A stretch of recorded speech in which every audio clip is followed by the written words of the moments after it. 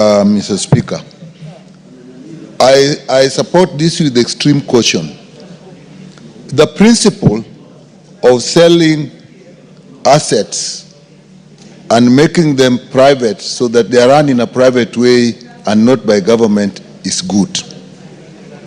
However, in our circumstances, if you look at a summary of the sessional paper that is actually attached to the order, to the supplementary order paper, the whole thing is actually going to rely on what the Commission of Privatization does.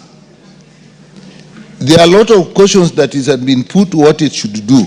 If you take number 7 that Honorable Oundo has been talking about, if the Privatization Commission does not actually clearly say what he said in part 7, the pending bills, some of them are actually lawsuits. So we may actually be getting money to pay lawyers and we do not know what these lawyers were defending. Some of them are in what is involved in this ZACM.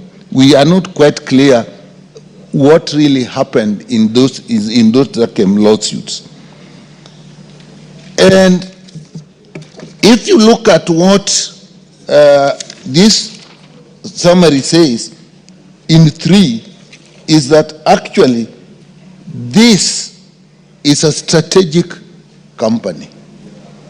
So if it works, it's fine. Should it not work, then it actually will be a disaster to the country. What does pipeline do? It is actually the transportation and the storage of oil. Oil is what the country actually runs on.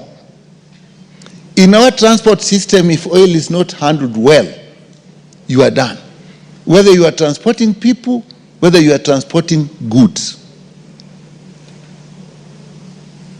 The next is industry. If we don't manage this issue well, and the transportation, the storage oil goes wrong, all our industries will literally collapse. So another one is actually power. We still generate a lot of power using oil. So we are actually talking of the privatization of literally what we live on. And the whole thing is actually in the hands of the Privatization Commission. That is what this parliament is doing today, handing it what I will call the welfare of the country into the Privatization Commission. I don't see what we have put in place to actually protect us. So we'll believe that the commission that we have put in place will actually look after us. If it doesn't, you are in trouble. We have had problems before. Look at the Kenya Railways. Actually, maybe some of this is advice from maybe the World Bank and so on. We were advised to liquidate the properties of the Kenya Railways so that we could actually resuscitate it. It has taken years and years. It is now that we are trying. Some of us may not even realize that at one point, the Kenya Railways owned more property in this country than even the government itself. So I support this, but there's caution that we have to really look at it very carefully what the commission does. But it needs to also need to know that it will make Kenya Pipeline run properly. What happened in, say, I'll take the example of the depot in Kisumu. The loading is so skewed that exporters actually can take so much time that the local retailers don't even have time to get the fuel that we need.